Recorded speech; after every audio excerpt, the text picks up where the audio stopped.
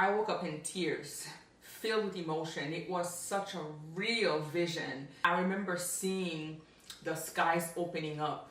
The clouds were filled with colors and the sky just opened up and I could literally see inside of the heavens. It was the rapture. I heard the trumpets. The dream was not regarding the end time. It was for someone very specific. In the dream, I saw a group of people around them ascending, but they were left behind. And I could see the emotion of the family members going back, talking to them, encouraging them, giving them tips and strategies on what to do here on earth, after the rapture. And my heart was breaking because you could see the separation. Like, this person's whole circle was ascending and they were the only one left behind. You could see the pain, you could see the agony, you could see the sadness, you could see the deep pain.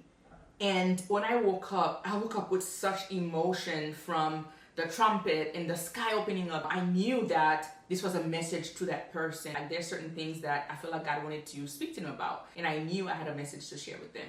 What do you do when you also have a dream that someone close to you, like a friend of mine's? I remember waking up from a dream, very, very vivid. She came to me and showed me her phone, and she said, "Look, Saturni, look, my fiance is cheating."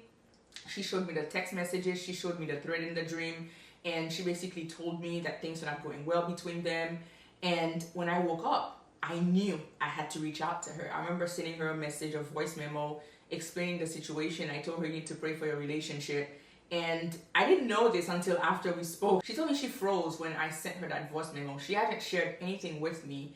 And we ended up having a conversation later that day. And she told me this is exactly to the T what's happening right now. I knew that God showed me for a reason. I've had so many other visions for other people who were under spiritual attack, people coming to me crying, and I saw myself teaching them and pouring into them and also equipping them with spiritual tools on what they need to do to overcome whatever attack, witchcraft attack was coming their way. And usually when I have this vision, I'll wake up and I'll be in prayer for them, and within a day or 2 days, they'll reach out to me. I remember having a vision very specifically for someone, and I knew there was something off. Like, in that vision, I saw this person laying in this bed, and it was like they were fighting this invisible force, and they told me about it. When I love people, I'm very protective of the people I love. And in the dream, I went outside, and I'm like, okay, where's that spirit? Where's that demon? Who's coming against you? It's like I was under spiritual attack mode. And when I woke up, I prayed for the person, and the very next morning at 3 a.m., I got a phone call. And I'm like, I knew you were going to call me because God already showed me that you were going to need me spiritually. So maybe it's a warning, maybe it's someone who needs comfort, maybe it's someone who needs prayer, maybe it's someone who needs strategy. It doesn't matter if it's past, present, or future. God is going to reveal it to his prophets, to his seers, to the people that he has called, and honestly, people that he feels like he can trust. And I honestly feel like it's an honor to operate with this anointing. It's both an honor and also a very deep responsibility. And also to understand that this is of God. When you see a psychic operating in this gift, which is not really a gift, right? Because they're doing it illegally. A lot of times we think, oh, it's a psychic thing. But no, this is biblical. This is the gift that God gives to his children, to his prophets, to his seers, to people that he has ordained. There's the gift of prophecy as well for believers, where God is able to communicate things to you. This is of God.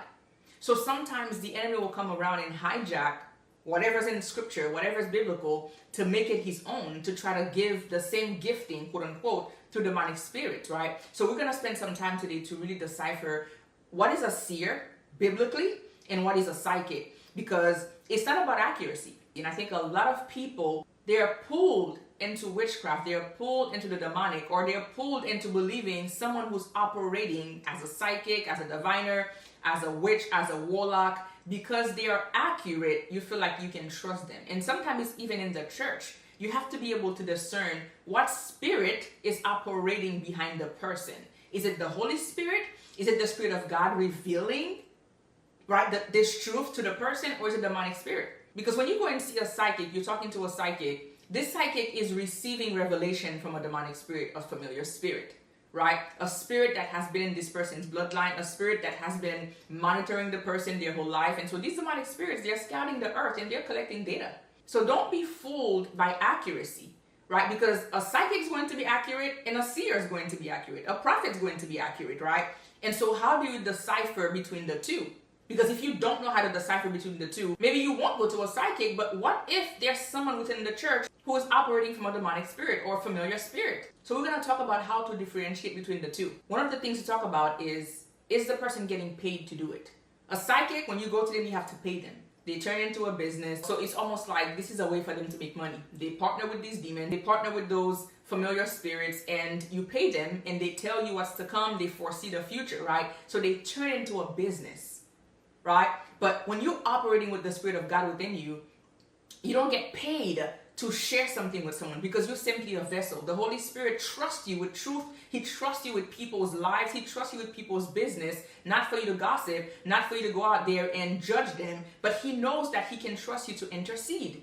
He knows that He can trust you to pray for them. He knows that He can trust you to reach out to them and actually warn them. It doesn't matter how harsh the word is. It doesn't matter how painful it is. It doesn't matter how difficult. You have to deliver the message.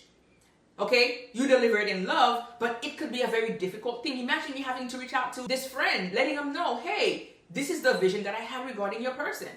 And it wasn't something they were not already aware of. They were already aware of it. God wanted me to pray for them and to pour into them and to encourage them. And also, too, whatever open door was in their life for me to pour into them to show them how to close it. Right? And so it's really a matter of how are you operating? Are you a vessel? Can you humble yourself and know this is of the Spirit of God and you're on assignment, you're on a mission, not to go and make money, not to make profit out of it. Right? And another way for you to know is also based on the posture of your heart. When the Holy Spirit is revealing something to you, you don't get to choose what you know. Like, I don't go to sleep at night saying, God, I want to know what's happening in this person's life. Show me. Unless it's a decision I'm about to make, whether it's business, friendships, or whatever it may be, or it could be any kind of relationships, right? Sometimes you want to go to God and be like, God, reveal this to me because I'm about to make a decision. I'm about to, do this and do that, so God will show you things as well so that for your own benefit, so you know exactly how to maneuver. But I can never go to God and be like, God, show me what's happening in this person's relationship. Show me what's happening in this person's life. That's not how it works. When you're on assignment, the Holy Spirit reveals to you what He wants to reveal to you. Because again, it's all about His glory. It's all about for His kingdom. It's all about rebuilding, right? Rebuilding a person's life, getting them back on track, getting them back in relationship with Christ. Maybe it's a warning against what they're doing, right? So it's really about God. You're just a vessel. Versus a psychic, versus a witch, versus a warlock, versus a diviner. They're doing it for their own benefits. A lot of people who consult with these people, they are trying to take matters into their own hands. A lot of these people, they'll put a love spell because they're trying to manipulate somebody else's relationship. Oh, I want this person, I want this to happen, and they'll go to a witch doctor. Or sometimes they practice within themselves. They'll light a candle and cast whatever spell they need to cast to manipulate their reality. Like the whole manifestation thing, it's demonic. As a seer, it's not about me. But when you're operating on the demonic side, it's all about control. It's all about manipulation. It's all about trying to determine your own outcome. It's very different. When we look at scripture, we look at Jeremiah 1 verse 11, we see the Lord preparing Jeremiah in such a way where He says, look, Jeremiah, what do you see? And I replied, I see a branch from an almond tree. And then the Lord said, that's right. And it means that I am watching. What this shows, and He does it a second time. What do you see now? I see a pot of boiling water. And it means this. So it shows you dependency on the Holy Spirit. The Holy Spirit can trust you. He'll show you something. He'll reveal something in the spiritual realm. He'll reveal this thing through your dream. And then you have to partner with Him. Holy Spirit, what does this mean? It's a partnership because it's based on relationship. You'll see that a lot of people who are operating as a seer, as a prophet, there's a deep relationship. There's a way in which you have to live your life in order for you to operate in this anointing because you're going to have to always be in communication with God. And this is not for the faint of heart. There's a lot of nights where I have to spend 3 hours, sometimes 6 hours, and because you don't know how the Spirit is going to move you. It could be midnight to 3 a.m. to 6 a.m. and you're just on your knees praying and worshiping and letting the Holy Spirit download things. Sometimes it's an hour. Sometimes it's a prayer drop. You just don't know how the Spirit is going to move you. But also understand there's a sacrifice that has to be made in worship, in dedication, in fasting. And understanding the dark side too is the very same thing. These witches and warlocks, they are very dedicated in their craft. They're very dedicated to their altars where they have their candles and they have the demonic spirit, whatever spirit they're invoking, they'll put their favorite perfume, their favorite flower, their favorite lipstick, their favorite whatever to appease to that spirit. And so they're very dedicated. And so here we are sometimes as Christians too, we think we can just operate in our gifting with no sacrifice, with no relationship, with no spending time with the Holy Spirit. So understand that there's a difference. It's spirit versus spirit. You just need to understand which one is operating, right? And so there's a lot that we can go into in terms of this, right? But one of the things I want you to walk away with, you want to ask God to reveal to you when you meet anybody who's speaking truth into your life, that the Holy Spirit will reveal the truth to you. Can you trust this person? Is it of God? And this is very profound because the spirit you tap into matters to God. Jeremiah 1 verse 16 says, I will pronounce judgment on my people for all their evil, for deserting me and burning incense to other gods. Yes, they worship idols made with their own hands. So what do you think is happening when a psychic is, like dealing their cards and they're really tapping into a familiar spirit, right? Or a witch putting certain idols on their altar to consult a certain spirit. Like, this is completely outside of what God is calling us to do. And so how you tap into the spiritual realm matters to God. He wants us to depend on him and not on any other gods, any other idols, any other spirit, right? So for people who are thinking that, this is witchcraft, no. It's a biblical thing. So these are just a few differentiation on how to navigate it. You need to have the discernment of spirits. You need to be able to identify what's going on, because otherwise you will be deceived. Especially in the last days, there's going to be a lot of false prophets. There's going to be a lot of people rising up, even in the church. You need to understand how to identify. Stop relying on how accurate it is, calling out, prophesy, and you don't even know what's happening. And then here you are opening up yourself to these people, and the next thing you know, you're bewitched. Next thing you know, you have these demons, operating in your life, blocking your life, and you didn't even realize it was coming from that very person. And people are going to be deceived because it's not going to happen far from where you worship. Right?